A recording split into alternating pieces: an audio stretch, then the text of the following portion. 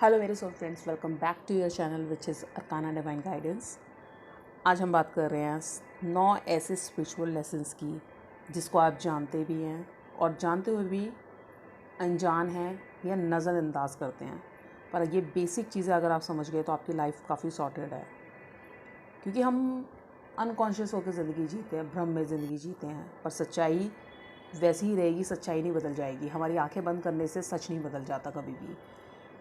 पहला है the sun is medicine. हमेशा याद रखिए, जो सन है वो आपके लिए मेडिसिन का काम करता है। वो आपकी आत्मा है, वो आपके पिता हैं। कुंडली के हिसाब से भी देखा जाए तो वो आपके पिता हैं, वो आपकी आत्मा है, अगर बॉडी और सोल के पर्पस से देखा जाए। प्लस अगर सूरज होता है, आप सूरज में बैठते हैं, विटामिन डी मिलता है आपको, आपकी बोन स्ट्रांग होती है। सुबह उठ के सूरज को जल देते हैं, आपकी दिनचर्या अच्छी होती है। सुबह उठ के एक्सरसाइज करने जाते हैं, आपके लिए अच्छा दिन रहता है, बहुत अच्छा दिन जाता है। जिन देशों में सूरज नहीं उगता वहाँ के लोग ज़्यादातर डिप्रेशन में रहते हैं। वो जब भी हमारी ये जो आसपास रिसोर्सेज है, जो हमारी फील्ड है, जो हमारे हम खाना खा रहे हैं, हम वो वेजिटेबल ग्रो ही नहीं हो पाएगी, हम ग्रो ही नहीं हो पाएंगे, हम आगे विकास ही नहीं कर पाएंगे। वो ऊर्जा, वो आग हमें नहीं मिल पाएगी अगर सूरज नहीं होगा। तो हमारे बहुत पहले ही हमारे जो बड़े बुज़ुर्ग हैं वो इन चीज़ों का महत्व समझ चुके हैं, इसलिए वो सूर्य नमस्कार के लिए फ़ोर्स करते हैं या उस पर आपको बोला जाता है कि आप ये चीज़ कीजिए। उसको एक कहानी के तौर पे या पूजा के फॉर्म में ये चीज़ बताने की कोशिश की जाती है कि सूरज आपके लिए कितना ज़रूरी है। सूरज एक मेडिसिन है। आपकी हमारे शरीर कुछ तत्वों से मिलकर बना है, उसमें एक तत्व आग भी है, अग्नि, जो सूरज से रिलेट करती है। सूरज भी एक अग्नि है। तो जब अगर हमारा शरीर गर्म है, दैट मीन्स हम जिंदा हैं। जिस दिन वो ठंडा पड़ जाएगा हम जिंदा नहीं होंगे। तो सूरज एक मेडिसिन है, मेडिसिन की तरह काम करता है। नेक्स्ट है कर्मा। आप माने ना माने, कर्मा रियल है। Karma is a action. Action का हर रिएक्शन होता है। आप जैसा एक्शन करेंगे वैसा आपके पास रिएक्शन आएगा। किसी को फूल देंगे तो खुशबू आपके पास आएगी, किसी को गाली देंगे तो उसकी बद्दुआएं आपके पास आएंगी। वो आपको देखना है आप कैसा कर्मा कर रहे हैं। कर्मा आप दूसरे के लिए नहीं कर रहे, कर्मा अपने बेटरमेंट के लिए, अपने लिए कर रहे हैं। जब आप किसी को कुछ गलत बोल रहे हैं तो उससे पहले आप अपने ऊपर ले रहे हैं। किसी की तरफ एक उंगली कर रहे हैं तो 4 उंगलियां आपकी तरफ आ रही हैं। तो सिंपल सी बात है, जो बीज आप बोएंगे वो फसल आप काटेंगे। तो इसमें अच्छा बुरा कर्म जैसा कुछ ही नहीं है। जैसा आप करेंगे वैसा ही आप पाएंगे। और ऊपर कोई चित्रगुप्त, कोई न्याय देने वाले नहीं बैठे हैं। न्याय आपको ऑन द स्पॉट मिल जाता है। हाँ, कई बार ऐसा होता है कि आपके कर्मा इतने ज़्यादा अच्छे होते हैं, एक्शन पहले उनको रिपे करने में टाइम लग जाता है, तो हो सकता है आपके बुरे कर्म का रिजल्ट उस वक्त ना मिले, पर मिलता ज़रूर है। ये कन्फर्म है, ये निश्चित है। आज नहीं तो कल मिलेगा ज़रूर। तो जो भी काम करते हैं आप प्लीज़ देख के कीजिए।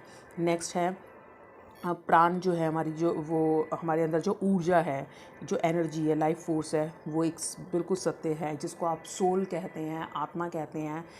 जो ऊर्जा के फॉर्म में हमारे अंदर विद्यमान है, वो एक जिसके निकलते ही हम ख़त्म हो जाएंगे, जिसके बढ़ने पे हम एक्स्ट्रा एक्टिव होते हैं, जिस ऊर्जा के कम होने पर हम डिप्रेस हो जाते हैं, जिस ऊर्जा के बैलेंस में रहने पर हमारी बॉडी सही तरीके से काम करती है। जब वो ऊर्जा सही जगहों पे, अपनी सही जगह पे होंगी तो वो वहाँ पे काम करती रहेगी प्रॉपर। अगर ये ऊर्जा वैसे है, अगर ज़्यादा है तो भी नुकसान है, कम है तो भी नुकसान है, क्योंकि नेचर हमें बैलेंस करना सिखाता है। ऊर्जा बहुत ज़्यादा बढ़ा लेंगे हम तो हम पर्टिकुलर जगह पे हम बैलेंस खो देंगे। हम अपनी शक्ति जागृत कर लेंगे अगर तीसरे चक्र पे ऊर्जा बढ़ा लेते हैं। तो ये डिपेंड, सारा ऊर्जा का खेल है, आपकी प्राण शक्ति का खेल है। जब इंसान की मौत होती है तो क्या क्या जाता है उसके अंदर से? एक ऊर्जा जो ख़त्म हो जाती है। उस दिए की लौ ख़त्म हो जाती है, उसकी प्राण ऊर्जा वहाँ से निकल जाती है। तो जो प्राण हैं आपके, जो लाइफ फोर्स है, जो ऊर्जा है, आप उसी पे चल रहे हैं। तो ऊर्जा सच है।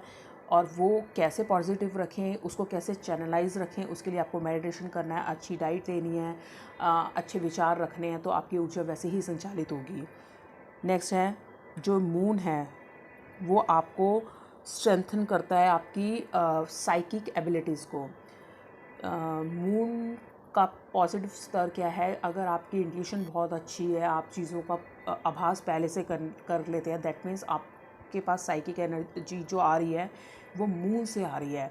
वहीं एट द सेम टाइम अगर मून बहुत नेगेटिव हो जाएगा आपका, तो आप डिप्रेशन में भी जा सकते हैं। ये आपके मन को कंट्रोल करता है। जब आप मन को कंट्रोल करते हैं, अपनी इंद्रियों पे विजय पा लेते हैं, तो आप एक ज्ञानी के रूप में निकल के आते हैं। आपकी साइकिक एनर्जी बहुत बढ़ जाती है, एबिलिटी।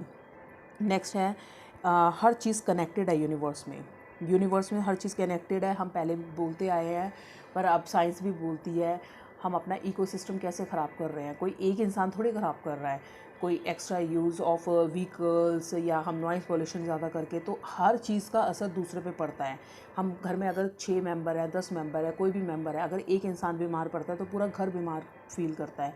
एक इंसान की तरक्की होती है तो पूरा घर खुश होता है। उसी तरह ये पूरी दुनिया हमारा परिवार है। अगर हम कहीं किसी कोने में युद्ध छिड़ा हुआ है, लड़ाइयाँ लड़ी जा रही हैं, उसका फ़र्क भी हम पे आता है। लोग बहुत ऊपर का फ़र्क देते हैं, पेट्रोल महंगा हो गया, ये महंगा हो गया, पर इंसानियत भी तो खो रही है। इंसानियत, अगर किसी के घर से कोई इंसान जा रहा है, डायरेक्टली फ़र्क नहीं पड़ रहा होगा आपको, लेकिन इनडायरेक्टली उन चीज़ों का भी फ़र्क पड़ता है। उतनी गंदगी दुनिया में फैलेगी, उतनी नफ़रत दुनिया में फैलेगी, तो उतनी बीमारियां दुनिया में फैलेगी। तो हर चीज़ कनेक्टेड है, आप माने या ना माने। तभी बोला जाता है कि जब आप अपने लिए सुख मांगते हैं तो अपने आसपास के लोगों के लिए भी सुख समृद्धि मांगिए। अगर वो खुश रहेंगे तो इनडायरेक्टली आप भी खुश रहेंगे। तो आप माने ना माने, पर हर चीज़ कनेक्टेड है इस यूनिवर्स में। यूनिवर्स ऐसे ही काम करता है। नेक्स्ट है मैनिफेस्टेशन और लूसिड ड्रीमिंग, जो है बिल्कुल सच है। जब आप एक ऐसा सपना देखते हैं, जब आपको पता है कि वो सपना है, स्टिल आप उसे देख रहे हैं, तो वो सच्चाई है। मैनिफेस्टेशन बिल्कुल सच्चाई है। आपने नोट किया होगा, जैसे आज आपकी ज़िंदगी है, कहीं ना कहीं कॉन्शियस या सब कॉन्शियस लेवल पे आपने वो चीज़ मांगी होती है यूनिवर्स से।